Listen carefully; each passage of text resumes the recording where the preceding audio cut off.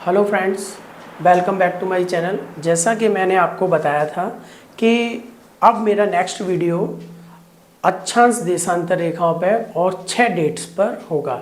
तो आज फ्रेंड्स हम अक्षांश और देशांतर रेखाओं को क्लियर करने की कोशिश करेंगे। पहले हम अक्षांश रेखाओं के बारे में बात करते हैं। तो अक्षांश रेखाएं वह कोणीय दूरी है, ये एक काल्पनिक रेखा है। ऐसा नहीं है कि पृथ्वी पे कहीं आप जाके ढूंढ लो, ये एक काल्पनिक रेखा है जो पूरब से पश्चिम की ओर मूव करती है। और पूरी पृथ्वी पे जैसा आपको ये एक इमेज दिख रही है कि 0 डिग्री अक्षांश रेखा को इक्वेटर, इसको भूमध्य रेखा या विषुवत रेखा भी कहते हैं, यह पृथ्वी को 2 बराबर भागों में बांटती है। अक्षांश रेखा 0 डिग्री भूमध्य रेखा पृथ्वी को 2 बराबर भागों में बांटती है। इसके इधर वाले भाग को उत्तरी गोलार्ध, ऊपर वाले भाग को उत्तरी गोलार्ध तथा नीचे वाले भाग को दक्षिणी गोलार्ध कहते हैं। इधर 23.5 डिग्री उत्तरी अक्षांश को ट्रॉपिक ऑफ कैंसर, जो कि हमारे 8 राज्यों से, मैंने आपको भारत एक परिचय वाली वीडियो में बताया था कि कर्क रेखा भारत के 8 राज्यों से होके गुजरती है।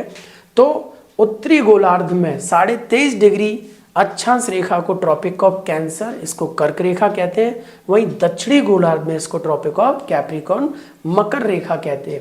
एक और लाइन का कभी कभी सवाल पूछ लेते हैं कि आर्कटिक वृत्त दक्षिणी गोलार्ध में है या उत्तरी गोलार्ध में, तो आपको दिख रहा होगा आर्कटिक वृत्त 66.5 डिग्री उत्तरी गोलार्ध को आर्कटिक वृत्त कहा जाता है। इसी प्रकार दक्षिणी गोलार्ध में 66.5 डिग्री अक्षांश को अंटार्कटिक वृत्त कहा जाता है। 90 degree northern point, north pole, और 90 डिग्री साउथ, ये साउथ पोल है।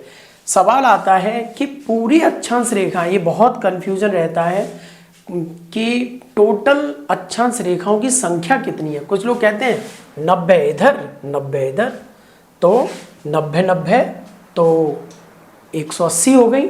लेकिन क्या है, 2 तरह से सवाल आ सकता है। अगर अक्षांश बिंदु की बात की जाए तो अक्षांश बिंदु आप देखिए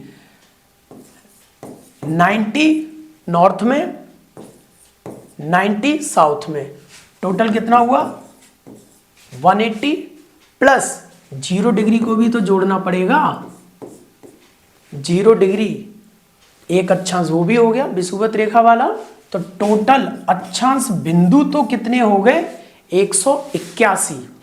और अगर अक्षांश रेखाओं की बात आए तो आपको 181 में से 2 माइनस करने पड़ेंगे। ये 2 कौन से, ये 2 कौन से, 2 ये वाले, क्योंकि 90 डिग्री और 90 डिग्री नॉर्थ, 90 डिग्री साउथ, ये रेखाएं नहीं है यहाँ पे, यहाँ ये बिंदु हैं।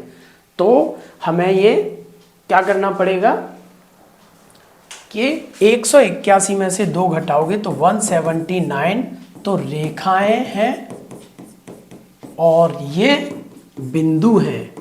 अक्षांश बिंदु का सवाल आए तो आप 181 अक्षांश बिंदु, रेखाओं की बात आए तो 179 रेखाएं, अक्षांश रेखाएं आएंगी। ये रेखाएं समानांतर रेखाएं होती हैं। ठीक है, ये अक्षांश रेखाओं से संबंधित हमारा ये क्वेश्चन आ सकता है। फिर कभी कभी पूछ लेते हैं कि कौन सा ऐसा महाद्वीप है जिससे tropic of cancer, tropic of capricorn और इक्वेटर तीनों ही रेखाएं गुजरती हैं। तो ऐसा अफ्रीका महाद्वीप है जहां से ये तीनों ही मुख्य रेखाएं निकलती हैं। भारत से कर्क रेखा निकलती है, भूमध्य रेखा से हम 8 डिग्री ऊपर हैं, और दक्षिण अमेरिका से ये दोनों भूमध्य रेखा और मकर रेखा ये गुजरती है। ऐसा सवाल एक आ जाता है कि किस देश से कर्क रेखा नहीं गुजरती, किस से मकर रेखा गुजरती है, और भूमध्य रेखा पर स्थित देशों के नाम बताए। इसके लिए मैं एक अलग वीडियो बना दूंगा कि कितने देश कर्क रेखा पे, मकर रेखा पे, भूमध्य रेखा पे स्थित है। फिलहाल अक्षांश रेखाओं की बात करते हैं तो 181 बिंदु और 179 रेखाएं जनरली पूछा जाए तो क्वेश्चन कभी कभी 180 ऑप्शन ही होता है। तो आप 180, 90 ऊपर और 90 नीचे, तो अक्षांश रेखा हमारी कितनी हो गई 180। ओके, इसके बाद देशांतर रेखाओं की बात करते हैं हम। तो देशांतर रेखाओं में हमारा क्या है कि आप सभी ने खरबूजा खाया ही होगा, खरबूजा खाया है। खरबूजे पे जो धारियां बनी हुई होती हैं तो वो हमारी देशांतर रेखा है, जहाँ अक्षांश रेखा पूर्व पश्चिम की ओर थी और देशांतर रेखा है उत्तर से दक्षिण की ओर खींची गई काल्पनिक रेखाओं को हम देशांतर रेखाएं कहते हैं। ये हमारी देशांतर रेखा।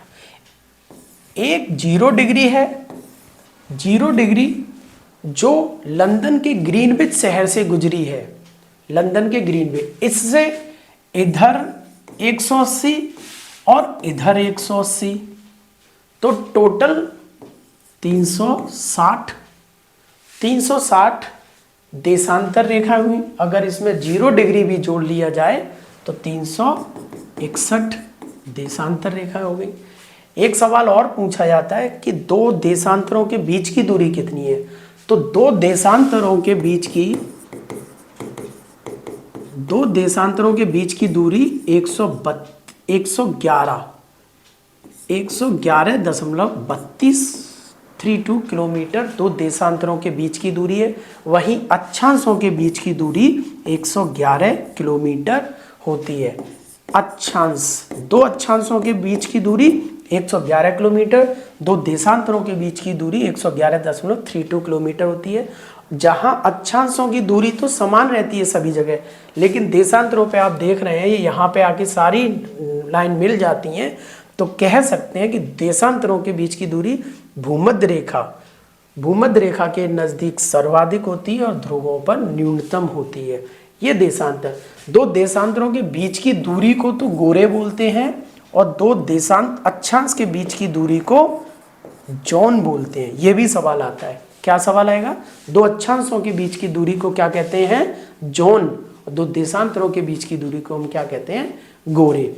180 डिग्री पूरब और 180 डिग्री पश्चिम में ये हमारी देशांतर रेखाएं होती हैं। एक 180 डिग्री अंतरराष्ट्रीय तिथि रेखा बोला जाता है, 180 डिग्री देशांतर रेखा को।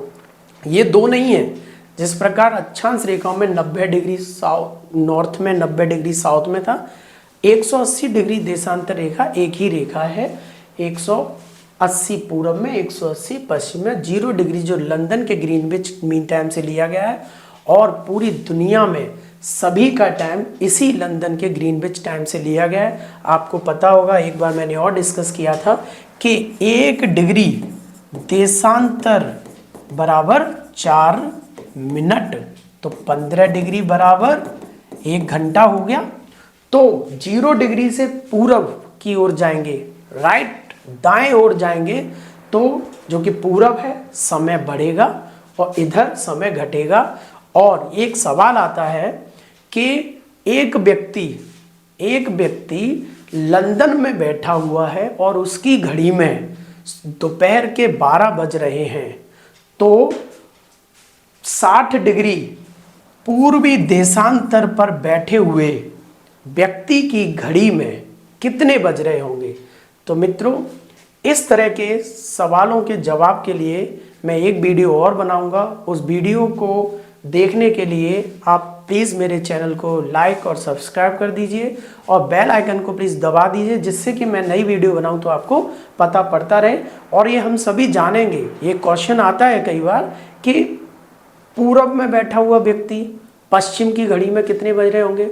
आपको पता है हमारा समय 5.5 घंटे आगे है, तो इस तरह के हम सवाल भी एक वीडियो में क्लियर करने की कोशिश करेंगे, जो मैंने अभी बताया कि उसकी घड़ी में कितना बज रहा है। फिलहाल हमारे देशांतर और अक्षांश रेखाओं से इतने ही सवाल बनने की संभावनाएं रहती हैं, और आगे जब डिस्कस करेंगे तो जो सवाल जब निकालेंगे तो और देशांतरों के बारे में हम जानकारी कर सकते हैं। Thank you.